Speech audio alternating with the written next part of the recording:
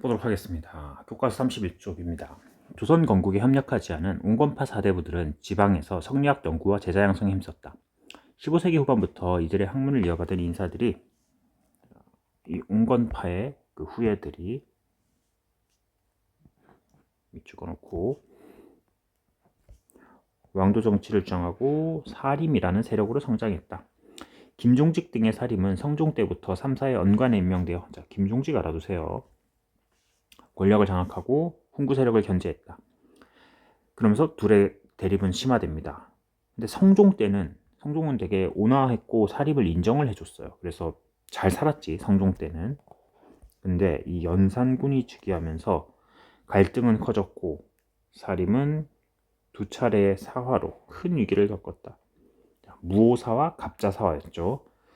그 다음에 중종 반정으로 쫓겨나고 중종이 왕이 됐습니다. 일단 훈구가 권력을 장악했어요. 훈구 세력이 도와줬으니까. 중종은 훈구가 너무 커지니까 조광조를 비롯한 사림을 또 등용을 해요. 조광조는 현량가, 위은삭제 등의 개혁을 추진했습니다. 하지만 중종과 훈구 세력의 급진적인 개혁에 반발하면서 또다시 사화가 일어나서 조광조는 죽었고, 세 번째 사화입니다. 기묘사화. 그리고 을사사화도 있어요. 그 뒤에 연산군 때 무오, 갑자, 여기 기묘, 을사사화가 대표적이다. 붕당이 형성되다. 사림은 여러 차례 사화에도 불구하고 두 가지 힘, 서원과 향약을 통해 향촌사회의 기반을 다지며 꾸준히 세력을 확대했고 선조 때 중앙정치의 주도권을 장악했다. 그러나 이주 전량의 임명 문제 등을 둘러싸고 사림 내부의 대립이 일어나서 결국 동인하고 서인이라는 붕당을 형성합니다. 그럼에도 사림은 붕당 내부에서 형성된 여론인 공론을 중시하면서 왕도 정치를 실현하고자 했다.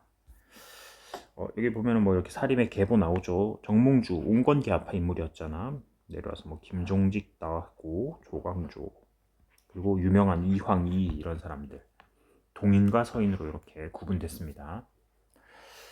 임진왜란이 발발하다. 16세기 말 일본의 전국 시대를 통일한 도요토미 히데요시 내부 안정을 깨하고자 조선을 침략합니다. 오랫동안 큰 전쟁을 경험하지 않은 조선은 군역제도의 문란 등으로 국방력이 약해져서 초반에는 엄청나게 패배했습니다. 그 결과 20일 만에 한성이 함락되고 선조는 의주로 피난해 명예원군을 요청했다. 여기까지 간 거예요.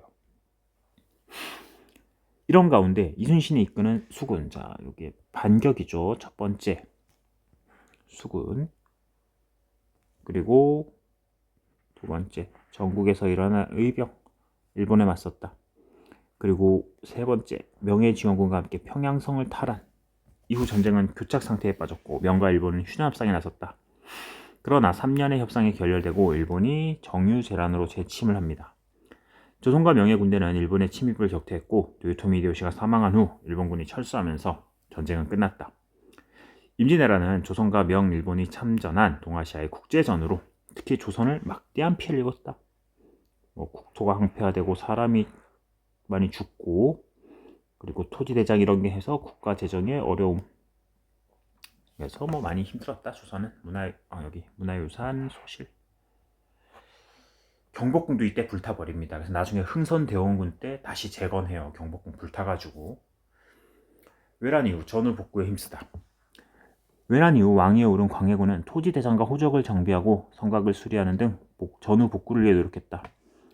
대외적으로는 후금의 공격을 받은 명이 조선에 지원군을 요청하자 강홍립을 축으로 군대를 보내면서도 중립외교를 펼쳤다. 그러나 서인 세력은 인조 반정을 일으켜 광해군의 이 중립외교를 지지하지 않았어요. 이후 서인 세력은 명과의 의리를 강조하고 후금을 배척하는 친명배금이죠. 아까 얘기했던. 후금은 평안도 가도에 주둔하여 배후를 위협하는 명군을 몰아내고 조선으로부터 경제적 이익을 얻기 위해 조선을 침략합니다. 이 가도라는 섬에 당시 명나라 장군 모문용이라는 사람이 와 있었거든. 모문용이 그러니까 후방에 와 있었던 거야. 청나라 후방에. 그러니까 후금 입장에서 기분이 나쁘죠, 이게 당연히. 그래서 조선에 쳐들어옵니다. 인조는 강화도로 피란했고 관군과 의병은 끝까지 앙전했다. 명가 전쟁 중이었던 후금은 조선과 형제의 맹약을 맺고 철수. 이후 세력이 강해진 후금은 국호를 청으로 바꾸고 황제를 칭하며 조선의 군신 관계를 요구했다. 조선은 화친을 하자는 주화파, 무력으로 싸우자는 척화파로 대립했고 척화파의 주장이 힘을 얻어 군신관계 요구를 거부했다. 이에 청태종이 직접 군대를 이끌고 조선을 침략합니다. 병자호란. 인조는 남한산성에 피신해서 맞섰지만 결국 항복하면서 청과 군신 관계를 맺었다. 그 결과 조선은 청에 막대한 공물을 바쳐야 했고 소현세자를 비롯한 백성이 청에 끌려가 고통을 겪었다. 자, 이렇게 조선은 이제 청나라와 군신 관계를 맺는 결과를 초래합니다. 됐습니다. 여기까지 하도록 하겠습니다.